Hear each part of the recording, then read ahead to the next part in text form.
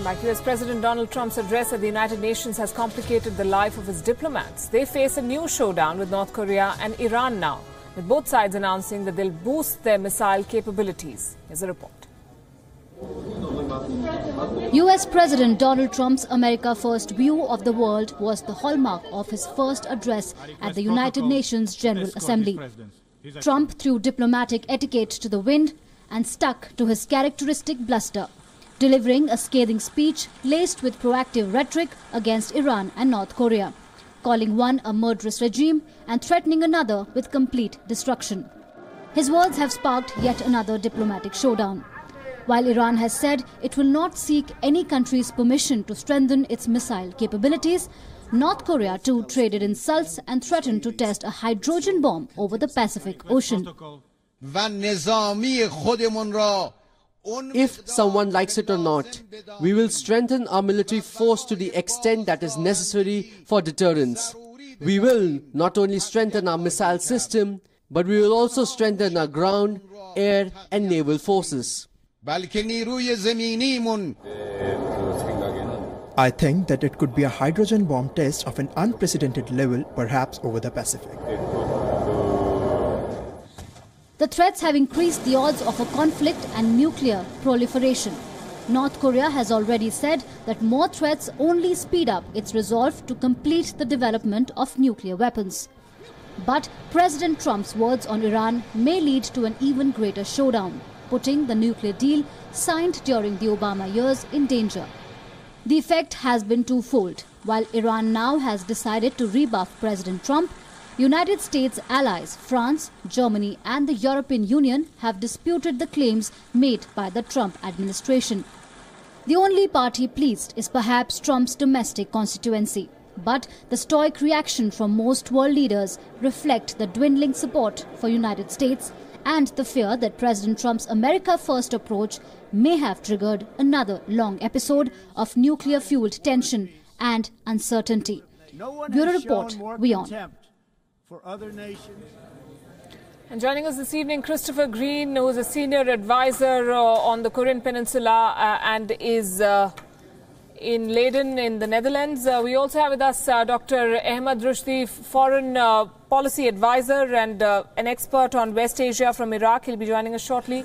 And Raymond Vickery, former advisor on US-India relations with us from Washington. Good evening to all of you. Christopher, has the picture worsened since Donald Trump first spoke? Now, not just North Korea, Iran is also talking about testing new missiles. I think as far as North Korea is concerned, North Korea was already set on a path of developing its missile and nuclear capabilities. They wanted and continue to want to complete those capabilities.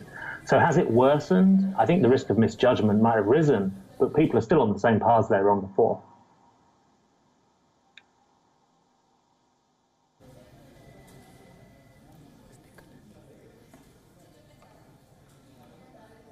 Right. Raymond Vickery, if you're with us, is Donald Trump pushing the world then towards nuclear brinkmanship?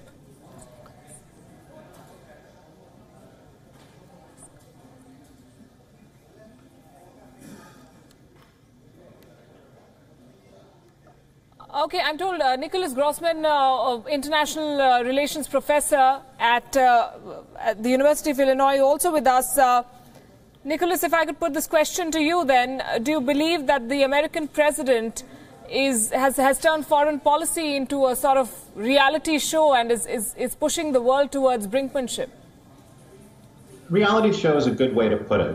That his verbal exchanges with Kim Jong-un have seemed more akin to something like, say, the Real Housewives than what we're traditionally used to for foreign policy. As a result, that helps Kim quite a bit because it allows him to stand up to the United States president, to seem almost as if he is an equal on the world stage. And in the case with Iran, Trump has increased tensions by threatening to undermine a deal, to have the United States pull out of the deal that everybody else agrees is working. Even the Trump administration said that Iran was living up to its obligations, but he still says that he would like to renegotiate it. Christopher, what's your sense? Donald Trump has said it in the past. He's called it a bad deal, but he's ratified it. And we have less than a month to go before he's expected to re-ratify. October 15th is the deadline. Even if he were to scrap the deal, the Congress very much has the option to decide whether they want to reimpose sanctions on Iran or not. How do you see this playing out? I don't know exactly how it's going to play out between the United States and Iran, but I do know that President Trump's words vis-à-vis North Korea and with relation to North Korea's nuclear and missile capabilities has worsened the situation vis-à-vis Iran and has lessened the probability that over the long term the Iran deal will survive. So whilst I wouldn't say that President Trump's words necessarily had as much impact on North Korea as people might imagine, and the idea of a nuclear test over the Pacific was in fact not Kim Jong-un at all. It was his foreign minister, Ri Yong-ho. Nevertheless, the impact on Iran might be quite significant. We should watch that very carefully. And this is again a question to you, Christopher. We often say that that North Korea is learning from what's happening to others, what has happened to others, from Libya, from Iraq, for instance. And now the way this is playing out with Iran, with the US under Donald Trump not agreeing to honor a deal which by most accounts Iran is sticking to. Is this further pushing the North Korean resolve? Is it further strengthening that resolve that they must have weapons as an insurance policy? I think it is. I think it is. And there is a famous career expert, Professor Andrei Lankov, always says, don't do deals with democracies. Democracies can't be trusted. And he's only half joking. It's very difficult to imagine a situation where North Korea would give up that which is its ultimate guarantee of security, which is its nuclear and missile programs, especially when it appears that the United States is such an unreliable negotiating partner at this time. What, according to you, is Iran's plan B, Nicholas? Because it's looking at a very unreliable Trump administration, while the Congress always has the right to not impose sanctions. Iran's already possibly looking at life after this deal, which is why it's talking about testing missiles again. Right. Iran is already beginning to think that it can take advantage of this situation. So if Trump decides that the United States is going to withdraw, Congress still has the option to ratify the deal, to not impose new sanctions. But if they are unable to do that and the United States pulls out, that's not going to get all the other countries that impose sanctions on Iran before to do it. Not the Europeans, not China, not Russia, and not the other countries that joined in that weren't a part of the deal, such as Japan and India. What that means is Iran is looking at the potential of the best of both worlds. It could have the entire world blaming the United States for ruining the deal. Then it could restart its nuclear program, but it won't get the economic pressure that it had before. The United States had unilateral sanctions against Iran since the 1979 revolution, and that hasn't done much to pressure them to change their behavior. The only reason they did was because almost the whole world put sanctions on them. And it's unlikely that if the United States pulls out, even though everybody thinks that Iran is upholding its side of the deal, that they will impose sanctions again. So Iran would look, I would think, to expand its missile program, but also to restart its nuclear program in the event that the United States withdraws. Christopher, a word on the role of China. Where do you think it stands? Has it changed its position since this crisis intensified with North Korea? China recently suggested that it would stop all Chinese banks from doing business with North Korea. The United States has suggested that this is a result of US pressure on Beijing. It's rather hard to say that, and rather hard to say what kind of impact it will ultimately have, because China, of course, has an awful lot of banks, and the only ones that have been mentioned have been the bigger ones.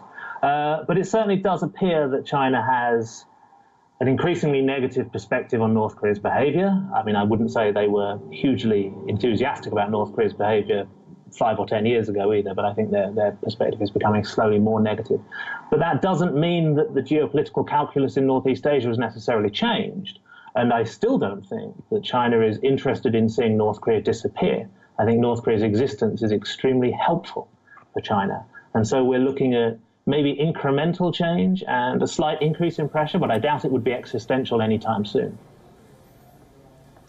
Nicholas, while Donald Trump's utterances have eroded his credibility, would you say that his threats and his bluster have strengthened the leaders he's been targeting, both in North Korea, and some say President Rouhani also is now on firmer ground after he responded to Trump at the UNGA?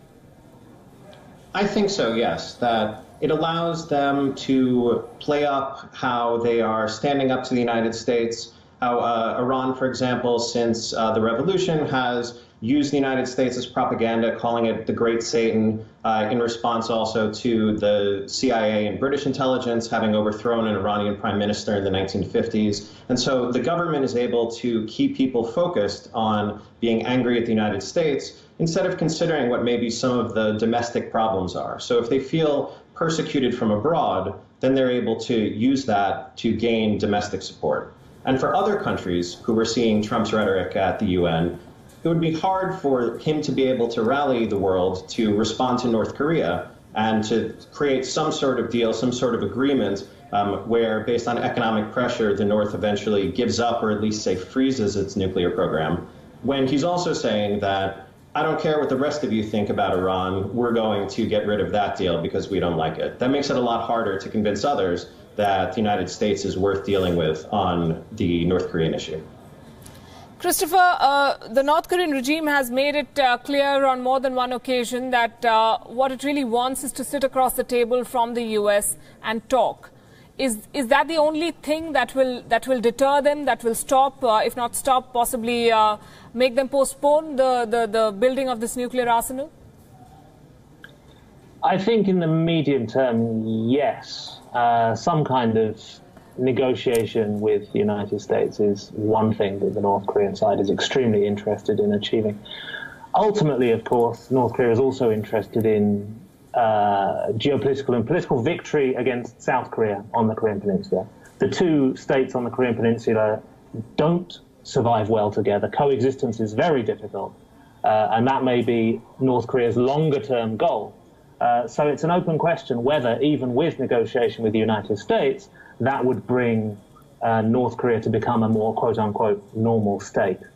So we might be looking at a much longer scenario than just simply until the Americans are willing to sit down and talk.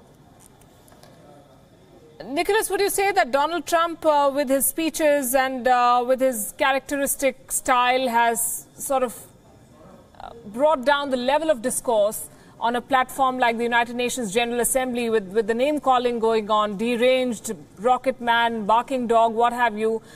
It's descended to a whole new level. I think that's pretty inarguable at this point, that there were parts of the speech that were reminiscent of other speeches either by Americans or other American leaders, that there was some optimistic rhetoric in it, but there was also the name-calling, and also odd for an American president was a focus on sovereignty. He said sovereign or sovereignty 21 times and appeared to be focusing more on a doctrine of non-interference, the sort that China has been advocating for a while, instead of a speech that previous American presidents, we think especially, say, Ronald Reagan, would talk about advocating democracy and freedom and trying to spread this around the world. And Trump seemed to be shifting his position. So I think the lessening, the lowering of the rhetoric is something that matters, but it was also an indication of a policy shift that many people in the United Nations around the world also would see as America no longer working to try to champion democracy, to both support democratic movements and domestic democratic movements, and also some smaller countries that might end up being bullied by larger authoritarian powers. And I think that, even more than the rhetoric change, was the most significant part of it. Dr. Ahmed Rashdi, who's a West Asia expert, finally with us from Iraq. Dr. Rashdi, how do countries in the region see these developments, especially Tehran? Is it already preparing for the time when America scraps this deal? Well, the engagement of the speech of President Trump on making Tehran, or let's say Iran, is a part of the devil triangle, or what we call it as the evil triangle. It's began previously in after 2001, after the 11th September attacks, which presented at that time is that Iraq, Iran, and North Korea. Now, the interesting thing is that President Trump now talking about the Iranian engagement in the nuclear power as a way of developing a weapon, a nuclear weapon, in a way that the agreement itself between Iran and the international community, as President Trump said, no longer existed, which means that open widely a new conflict between Iran and the United States, and maybe Iran and the international community.